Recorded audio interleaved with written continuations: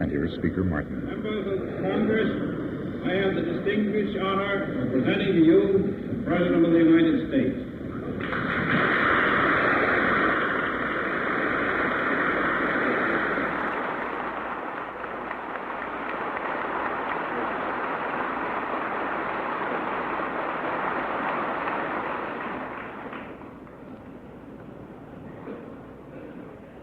Mr. President, Mr. Speaker, members of the Congress, I am here today to report to you on the critical nature of the situation in Europe and to recommend action for your consideration. Rapid changes are taking place in Europe which affect our foreign policy and our national security. There is an increasing threat to nations which are striving to maintain a form of government which grants freedom to its citizens. The United States is deeply concerned with the survival of freedom in those nations. It is of vital importance that we act now in order to preserve the conditions under which we can achieve lasting peace based on freedom and justice. The achievement of such a peace has been the goal of this nation.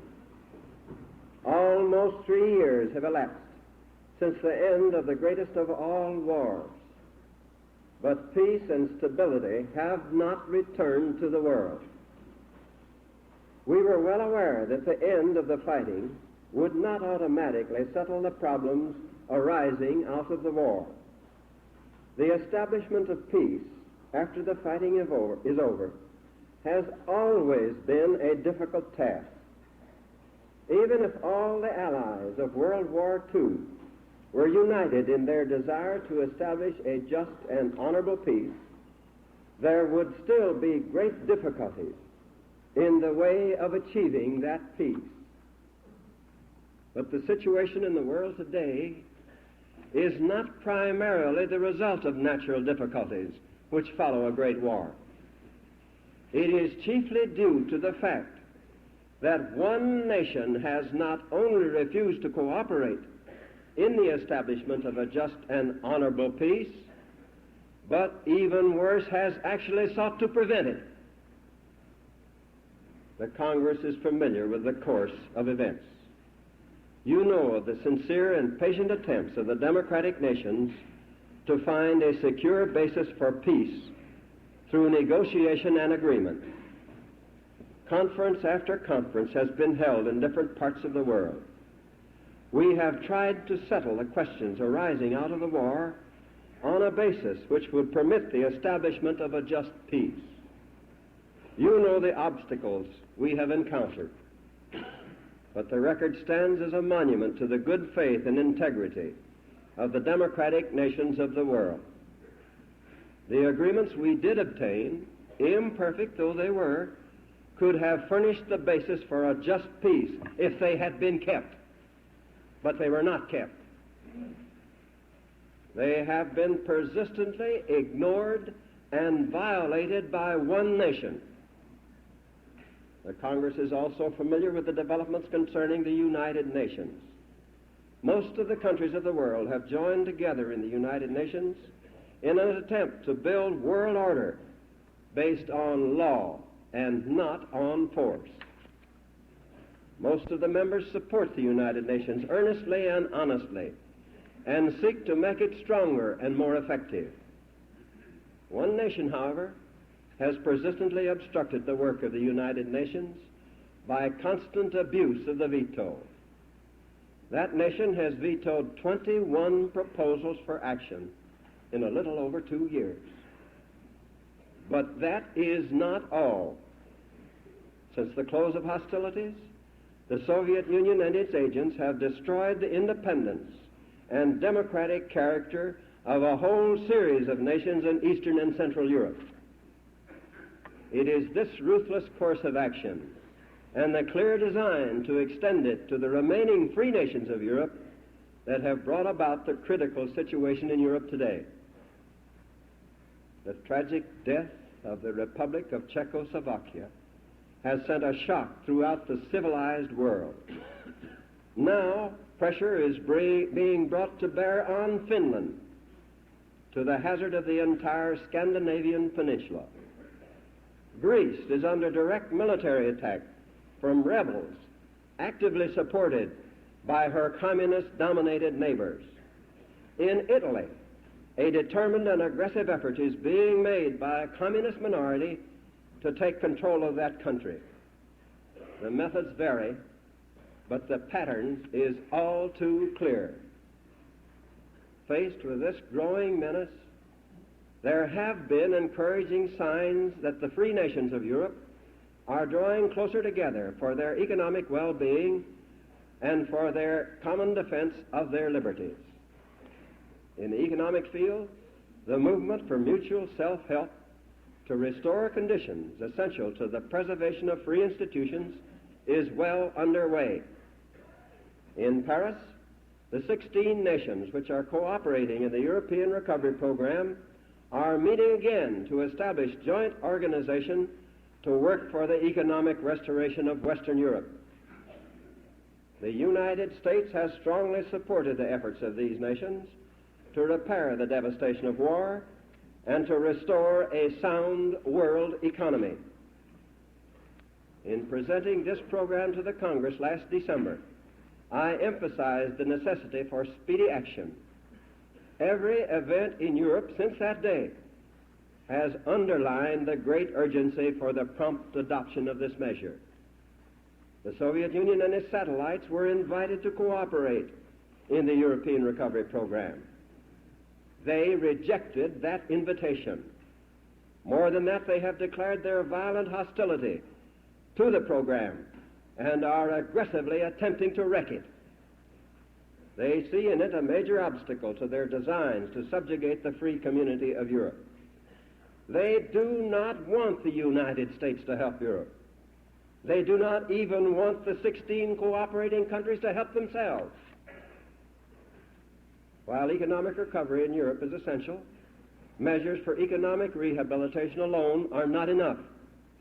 The free nations of Europe realize that economic recovery, if it is to succeed, must be afforded some measure of protection against internal and external aggression.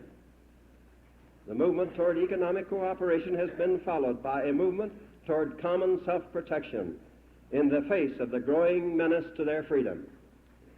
At the very moment I'm addressing you, 5 nations of the European Community in Brussels are signing a 50-year agreement for economic cooperation and common defense against aggression. This action has great significance, for this agreement was not imposed by the decree of a more powerful neighbor. It was the free choice of independent governments representing the will of their people and acting within the terms of the Charter of the United Nations. Its significance goes far beyond the actual terms of the agreement itself.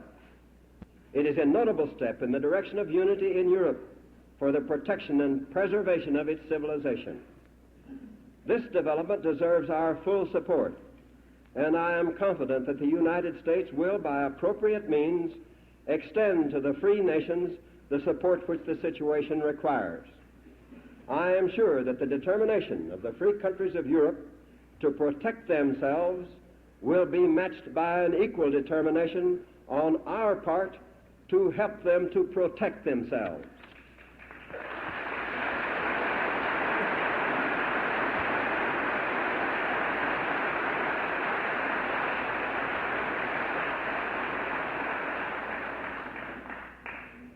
The recent developments in Europe present this nation with fundamental issues of vital importance.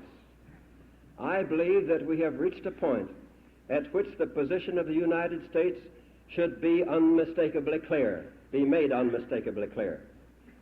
The principles and purposes expressed in the Charter of the United Nations continue to represent our hope for the eventual establishment of the rule of law in international affairs. The Charter constitutes the basic expression of the code of international ethics to which this country is dedicated.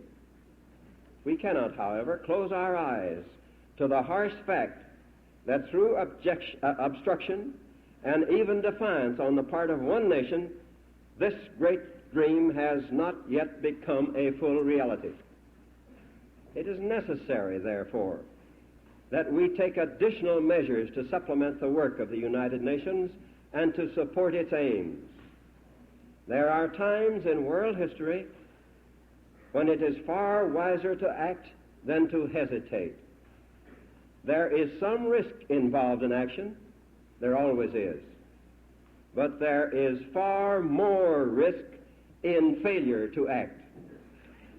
If we act wisely now, we shall strengthen the powerful forces for freedom, justice, and peace, which are represented by the United Nations and the free nations of the world. I regard it as my duty, therefore, to recommend to the Congress those measures which, in my judgment, are best calculated to give support to the free and democratic nations of Europe and to improve the solid foundation of our own national strength. First, I recommend that the Congress speedily complete its action on the European Recovery Program. That program is the foundation of our policy of assistance to the free nations of Europe. Prompt passage of that program is the most telling contribution we can now make toward peace. The decisive action which the Senate has taken without regard to partisan political considerations is a striking example of the effective working of democracy. Time is now of critical importance. I am encouraged by the information which has come to me concerning the plans for the expeditious action by the House of Representatives. I hope that no single day will be needlessly lost. Second, I recommend prompt enactment of universal training legislation. Until the free nations of Europe have regained their strength, and so long as communism threatens the very existence of democracy, the United States must remain strong enough to support those countries of Europe which are threatened with communist control and police state rule. I believe that we have learned the importance of maintaining military strength as a means of preventing war. We have found that a sound military system is necessary in time of peace if we are to remain at peace. Aggressors in the past, relying on our apparent lack of military force, have unwisely precipitated war. Although they have been led to destruction by their misconception of our strength, we have paid a terrible price for our unpreparedness. Universal training is the only feasible means by which the civilian components of our armed forces can be built up to the strength required if we are to be prepared for emergencies. Our ability to mobilize large numbers of trained men in time of emergency can forestall future conflict and, together with other measures of national policy, can restore stability in the world. The adoption of universal training by the United States at this time will be unmistakable evidence to all the world that our determination is to back the will to peace with strength for peace.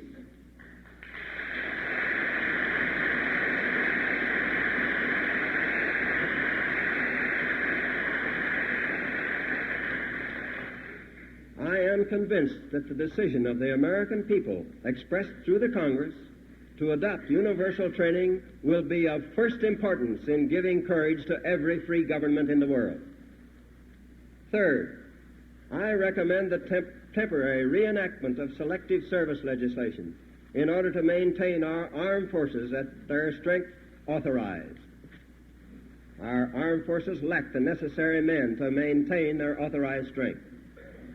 They have been unable to maintain their authorized strength through voluntary enlistments, even though such strength has been reduced to the very minimum necessary to meet our obligations abroad, and is far below the minimum which should always be available in the continental United States. We cannot meet our international responsibilities unless we maintain our armed forces. It is of vital importance, for example, that we keep our occupation forces in Germany until the peace is secure in Europe. there is no conflict between the requirements of selective service for the regular forces and universal training for the reserve components. Selective service is necessary until the solid foundation of universal training can be established. Selective service can then be terminated, and the regular forces may then be maintained on a voluntary basis. The recommendations I have made represent the most urgent steps towards securing the peace and preventing war. We must be ready to take every wise and necessary step to carry out this great purpose. This will require assistance to other nations. It will require an adequate and balanced military strength. We must be prepared to pay the price for peace, or assuredly we shall pay the price of war. We in the United States remain determined to seek by every possible means a just and honorable basis for the settlement of international issues. We shall continue to give our strong allegiance to the United Nations as the principal means for international security based on law, not on force. We shall remain ready and anxious to join with all nations, I repeat, with all nations, in every possible effort to reach international understanding and agreement. The door has never been closed, nor will it ever be closed, to the Soviet Union or to any other nation which generally cooperate in preserving the peace. At the same time, we must not be confused about the central issue which confronts the world today. The time has come when free men and women of the world must face the threat to their liberty squarely and courageously. The United States has a tremendous responsibility to act according to the measure of our power for the good in the world. We have learned that we must earn the peace we seek just as we earned the victory in the war, not by wishful thinking, but by realistic effort. At no time in our history has unity among our people been so vital as it is at the present time. Unity of purpose, unity of effort, and unity of spirit are essential to accomplish the task before us. Each of us here in this chamber today has a special responsibility. The world situation is too critical, and the responsibilities of this country are too vast to permit any party struggles to weaken our influence for maintaining the peace. The American people have the right to assume that political considerations will not affect our working together. They have the right to assume that we will join hands wholeheartedly and without reservation in our efforts to preserve the peace in the world.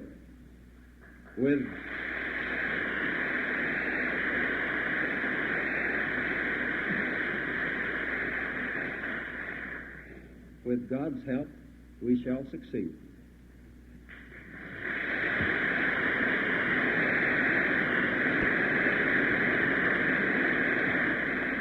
The members of the Senate and the House applaud the President's important speech to a joint session of the Congress here in the chamber of the House of Representatives. Tonight, as you probably know, the National Broadcasting Company will broadcast a second speech by President Truman, at that time from the Hotel Astor in New York. The President, who today wore a green tie and sported a green carnation in his lapel, will speak at 10:30 Eastern Standard Time in New York to a dinner sponsored by the Friendly Sons of St. Patrick.